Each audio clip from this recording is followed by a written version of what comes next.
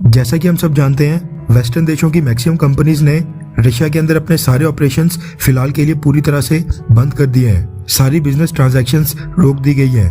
World की top companies की बात करें तो मैक्सिमम कंपनीज या तो अमेरिका की हैं या फिर वेस्टर्न और यूरोपियन देशों की हैं। ये सब कंपनीज अपने देश की सरकारों को नाराज बिल्कुल नहीं करना चाहती हैं और इनके ऊपर जो प्रेशर है वो अलग से, जिसके चलते एक एक करके कई सारी कंपनीज रशिया में अपनी सर्विसेज बंद करते जा रही हैं। रशिया की जो बिजनेस कम्युनिटी है उनके लिए भी रातों रात इन सभी कंपनीज को रिप्लेस करने के लिए नई कंपनीज खड़ी करना बेहद मुश्किल है। नए बिजनेसेस में हाथ पैर डालने से पहले वैसे भी कई महीनों और इवन सालों की रिसर्च की जरूरत होती है। उदाहरण के लिए वीजा, मेस्ट्रो और अमेरिकन एक्सप्रेस ने जब रशिया के अंदर अपनी सारी पेमेंट सर्विसेज अचानक से बंद कर दी थी, रशिया के लिए भी उनको रातों रात रिप्लेस करके उनकी जगह किसी नई पेमेंट सर्विसेज को लॉन्च करना बेहद मुश्किल हो गया था, जिसके चलते रशिया की फाइनेंस मिनिस्ट्री ने चाइना से मदद मांगने का फैसला किया और चाइनीज पेमेंट सिस्टम यूनियन पे को अपनाने का फैसला किया।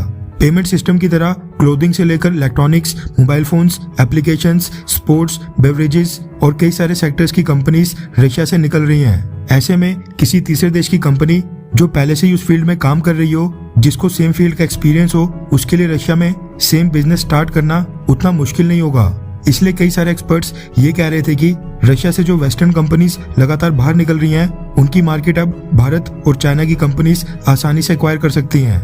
रशिया ने पेमेंट सिस्टम के लिए तो चाइना से मदद मांगी, लेकिन चाइना के साथ साथ रशिया ने अब भारत को भी इनवाइट किया है। रेफरेंस के लिए आपकी स्क्रीन के ऊपर एनडीटीवी इंडिया के आर्टिकल का स्क्रीनशॉट है, जिसके मुताबिक रशिया ने भारत से कहा है कि भारत की कंपनीज रशिया की फार्मास्यूटिकल सेक्टर में वेस्टर्न कंपनीज को रिप्लेस करके उस मार्केट शेयर को एक्वायर कर सकती हैं।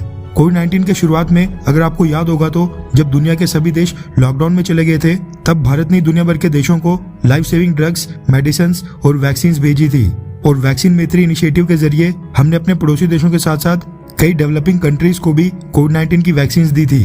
कई थिंक टैंक्स और मीडिया हाउसेज ने तब भारत को फार्मेसी ऑफ द वर्ल्ड कहकर संबोधित किया था। उसी को याद करते हुए रशिया के भारत में एम्बेसडर डेनिस आलिपोव ने स्टेटमेंट दी है कि कई सारे सेक्टर्स की वेस्टर्न कंपनीज जो अलग अलग इंडस्ट्रीज और नीश से बिलोंग करती थी, वो सब रशिया से जा चुकी हैं। अब उनकी जगह को भारत की कंपनीज ले सकती हैं, खास तौर पर फार्मास्यूटिकल सेक्टर में। डेनिस आलिपोव ने कहा कि भारत वर्ल्ड फार्मेसी है और मेडिसिन का मेजर मैन्युफैक्चरर है। उन्होंने कहा कि हम भारत की फॉरेन पॉलिसी का स्वागत करते हैं। भारत ने इंटरनेशनल अरीना में अपना रोल और इन्फ्लुएंस काफी मजबूत कर लिया है और जो भारत की इंडिपेंडेंट फॉरेन पॉलिसी है वो भी काबिले तारीफ है। यानी रशियन एम्बेसडर के मुताबिक इंडिया की कंपनीज रशिया की मार्केट में अपने प्रोडक्ट और सर्विसेज लॉन्च कर सकती हैं। इससे इंडिया और रशिया दोनों को ही फायदा होगा। रशियन मार्केट में वेस्टर्न और खासकर यूरोप से कनेक्टेड होने के कारण यूरोपियन कंपनीज की बहुत ही ह्यूज प्रेजेंस थी, जिसकी वजह से यूरोप की अधिकतर कंपनीज रशिया द्वारा यूक्रेन के ऊपर हमला करने से नाराज होकर रशिया से लगातार निकल रही हैं। रशिया अपनी इसी गलती को सुधार रहा है, जिसके चलते वो अपनी यूरोपियन कंपनी के ऊपर निर्भरता लगातार कम करने के बारे में सोच रहा है और नॉन यूरोपियन कंट्रीज जैसे कि चाइना और भारत से लगातार आग्रह कर रहा है कि भारत की कंपनीज रशिया में एंटर करें और रशिया को इस मुसीबत की घड़ी से बाहर निकालने में साथ दें। इंडिया की फार्मा कंपनीज के लिए ये बहुत ही सुनहरा मौका है, लेकिन दिक्कत ये है कि टाटा और रिलायंस जैसी भारत की कई मेजर कंपनीज हैं जो इस समय रशिया के साथ अपनी बिजनेस ट्रांजैक्शंस बिल्कुल ही नहीं करना चाहती हैं, क्योंकि इन सभी कंपनीज की भारत से बाहर 90% मार्केट अमेरिका और यूरोप समेत वेस्टर्न देशों में है।